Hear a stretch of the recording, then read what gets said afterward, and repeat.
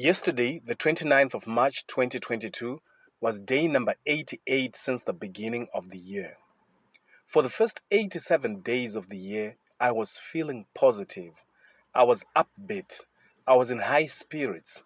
I was feeling optimistic.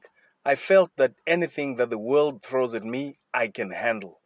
But day 88 was a different day. Yesterday, I was down. I was feeling discouraged. I was feeling a sense of despair, hopelessness. I was feeling pessimistic, as if nothing I do will turn out right. Do you ever have days like that?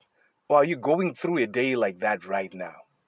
The real challenge with feeling low or having what I call downtime is that we could end up making decisions that will affect us for the long term when we are not in a good state of mind.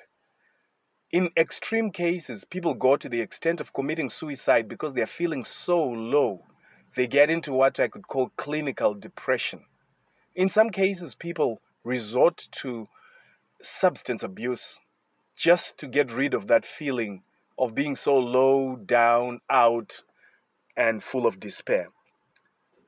So, what can we do in order for us to manage our downtime so that we don't make fatal mistakes? We don't make mistakes that make a bad situation worse, or we don't even make mistakes that jeopardize our relationships. When we say things we will end up regretting just because we were feeling low, we were feeling hurt, we were feeling disappointed. What is it that we can do in order to manage our downtime? Because downtime is indeed a fact of life.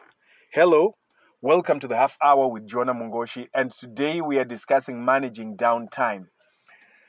As I've already said, downtime is a fact of life. No matter who you are, you can't always be operating at 100%.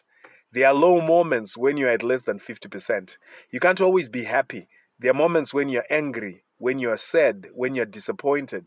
You can't always be positive. There are moments when you feel negativity, when your energy is just being drained, when you feel like warukutika, wapera simba, and it doesn't look like there's hope. So what can we do in such a situation? Well, the first thing I recommend is that you need to embrace or accept your feelings without judging them. I know it's hard, but when I say judging them is when you feel bad because you're feeling bad. Say, why am I feeling sad? I shouldn't be feeling sad. That leads you into a vicious cycle where you're now feeling sad, not only because you're sad, but you're feeling sad because you are angry with yourself, you're judging yourself. So embracing your feelings is to say, I am unhappy, I am sad, and not to say, it's a bad thing that I'm sad. I shouldn't be sad. No, you are human. And as a human being, you will encounter the whole range of human emotions. So the first step is to accept or embrace your feelings without judging or condemning that feeling. The same applies when you're talking to somebody who says, I'm feeling low, I'm feeling angry. Don't judge that feeling and say, you shouldn't be. You mustn't be. How can you be? That does not help. If anything, that achieves the opposite result. Number two, you need to be able to express your feelings. This is of utmost importance. To actually say, I feel happy, I feel sad, I feel lonely, I feel dejected, I feel hopeless. Just that ability to express that emotion gives you power over the emotion to a certain extent. When you can articulate it, when you can express it, and when you can actually say clearly, ndakasuwa, ndirikunzwa kurwadziwa, it gives you some level of power over that feeling. So learn to express it and be careful. There's a difference between feelings and thoughts. So if I say, I feel you're a bad person, that is not a feeling because that is not an emotion that I have. It's a thought I'm holding. I feel you have let me down. That's not actually a feeling. That is a thought. So feeling is about your emotions. Kufara, ndiri kunzwa kusuwa, ndiri kunzwa kurwadziwa mukati, ndiri kunzwa kutambudzika, ndiri kunzwa kushungurudzika. All those are feelings, but it's not about somebody else, it's about you.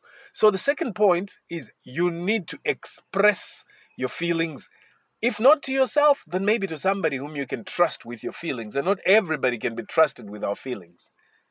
Point number three, you need to remember to use appreciation and gratitude therapy. Appreciation and gratitude therapy. I know at that moment in time, the last thing you want is to look at something positive, but it does work. You can confront your negative feelings with logic so that, yes, you'll still be feeling sad, but you will not feel as hopeless as when you don't attack that feeling with positivity. So, how do you do this? You sit down and look at your past successes, look at the things that are working in your life, look at the blessings that you've got. So, find something you can appreciate in your life, find something you're grateful for. You could actually sit down and write a whole list, a shopping list of all the things that are positive in your life. 9 out of 10 times, you will not immediately turn around and start feeling positive. But 9 out of 10 times, you will not feel as bad or as low, as discouraged as you were before you started that exercise. So those are 3 steps you can take. If you're feeling low right now, try these out and tell me how they work out. Point number 1, you need to embrace your feeling. Accept it. Accept that it's natural, that at some point you'll feel low. And yes, I'm feeling low right now. And I don't judge myself and say, why am I feeling this low? Number 2, express your feelings. You need emotional intelligence to say, I am feeling unhappy. I am feeling dejected. I am feeling disappointed. I'm feeling hopeless.